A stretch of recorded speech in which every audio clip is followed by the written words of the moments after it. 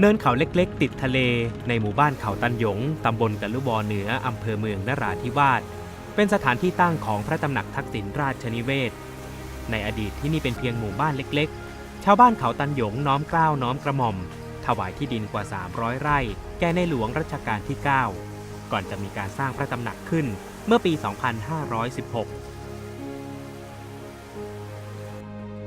พระองค์เสด็จพระราชดำเนินแปรพระราชฐานมาประทับเป็นประจำทุกปีทรงดูแลทุกสุขของชาวบ้านทั้งเรื่องความยากจนวิถีทำกินและความมั่นคงพระราชทานพระบรมราชานุญาตให้ชาวบ้านเข้าออกเขตพระราชฐานได้เหมือนเป็นบ้านของทุกคนเส้นทางเข้าสู่พระตำหนักยังคงร่มรื่นและสวยงามด้วยดอกไม้หลากหลายพันธุ์ชาวบ้านเขาตันหยงเล่าว่าทุกครั้งที่ในหลวงรัชกาลที่9เสด็จพระราชดำเนินแปรพระราชฐานมาประทับที่นี่ชายหาดหน้าพระตำหนักระยะทางกว่า2 กิโลเมตรมีผู้คนจับจองพื้นที่เต็มตั้งแต่ช่วงกลางคืนก่อนวันเสด็จภาพที่คุ้นตาคือการทรงมีพระราชปฏิสันถานกับราษฎรตั้งแต่ต้นหาดไปจนถึงท้ายหาดอย่างไม่ถือพระองค์พระองค์ท่านจะจำชื่อผู้ใหญ่บ้านที่นี่แม่นยำมากผู้ใหญ่เซ็งผู้ใหญ่เซ็งผู้ใหญ่เซ็งที่ไหนเนี่ยท่านจะเรียกผู้ใหญ่เซ็งชื่อเต็มก็ชื่อนายเซ็งเจมะท่านพูดกับผู้ใหญ่ว่าผู้ใหญ่มีปัญหาเรื่องเดือดร้อนอะไรบอกเราด้วยนะเราก็เป็นลูกบ้านของผู้ใหญ่มีที่ไหนกษัตริย์องค์ใดในโลกที่เป็นลูกบ้านของผู้ใหญ่แม้กระทั่งในอำเภอที่มาอยู่ยังไม่ยอมรับเลยว่าจะเป็นลูกบ้านของผู้ใหญ่แม้กระทั่งผู้ว่าเองก็ไม่ยอมรับว่าเป็นลูกบ้านของผู้ใหญ่แต่นี่ในหลวงซึ่งเป็นพระมหากษัตริย์ที่ยิ่งใหญ่มากทุกครั้งที่เสด็จพระราชดำเนินมาประทับณพระตำหนักทักษิณราชนิเวศในหลวงรัชกาลที่9ทรงใช้เวลาส่วนใหญ่ในการทรงงานและเสด็จพระราชดำเนินเข้าไปในหมู่บ้านเพื่อศึกษาวัฒนธรรมของชุมชนรอบพระตำหนักโดยเฉพาะการประกอบศาสนกิจของชุมชนมุสลิมไม่ไกลจากพระตำหนักทักษิณราชนิเวศมากนักนะครับในหลวงรัชกาลที่9ทรงเห็นถึงความสำคัญของวิถีชีวิตชาวไทยมุสลิมในพื้นที่ด้วยการพระราชทานพระราชทรัพย์ส่วนพระองค์ในการจัดสร้างมัสยิดบูเกตตันหยงแห่งนี้ครับ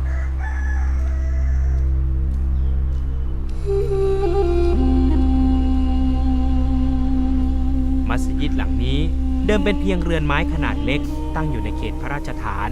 เมื่อมีการสร้างพระตำหนักชาวบ้านจึงช่วยกันลงแรงแบกย้ายมาทั้งหลังอิหม่ามประจำมัสยิดบูเกตตันหยงเล่าว่าในหลวงรัชกาลที่9ทรงเห็นว่ามัสยิดหลังเดิมมีขนาดเล็กจึงได้พระราชทานเงินแก่อิหม่ามคนแรกซึ่งเป็นปู่ของเขาเพื่อสร้างอาคารหลังใหม่และจะเสด็จพระราชดำเนินมาที่มัสยิดแห่งนี้ทุกครั้งเมื่อประทับที่นราธิวาส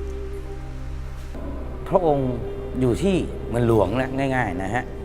แต่พอมาอยู่ที่นี่พระองค์เข้าใจเรื่องความเป็นอยู่ของพี่น้องมุสลิมและเข้าใจให้ความสำคัญเรื่องของศาสนาพวกเราได้จุดตรงนี้อันเดียวกันเนี่ยถือว่าเป็นที่ร่มเลยนะฮะเหมือนกับว่าอยู่ใต้ร่มเหมือนกับว่าพระองค์ได้สร้างร่มให้กับพวกเรานะฮะเพราะว่าอะไรทุกอย่างคือจะยึดกันที่นี่หมดเลย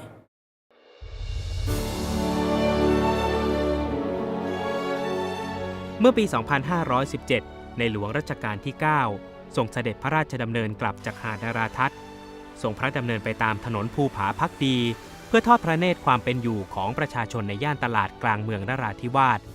เมื่อเสด็จถึงร้านนัมเบอร์วันซึ่งเป็นร้านขายเสื้อผ้าที่ข้าราชบริพารในพระตำหนักมักจะมาซื้อของใช้ส่วนตัว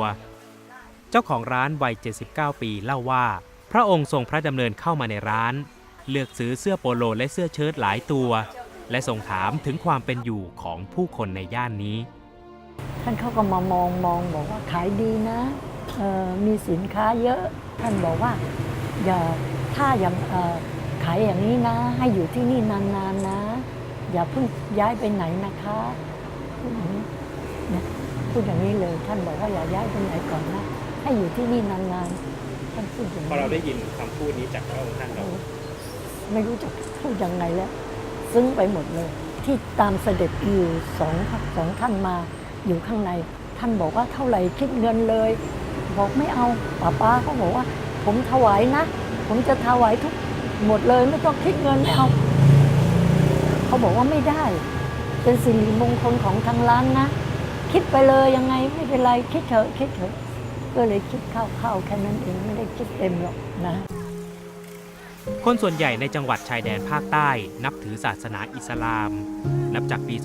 2502 ที่ในหลวงรัชกาลที่ 9 เสด็จพระราชดำเนินมายังหลายจังหวัดในภาคใต้จนถึงนราธิวาส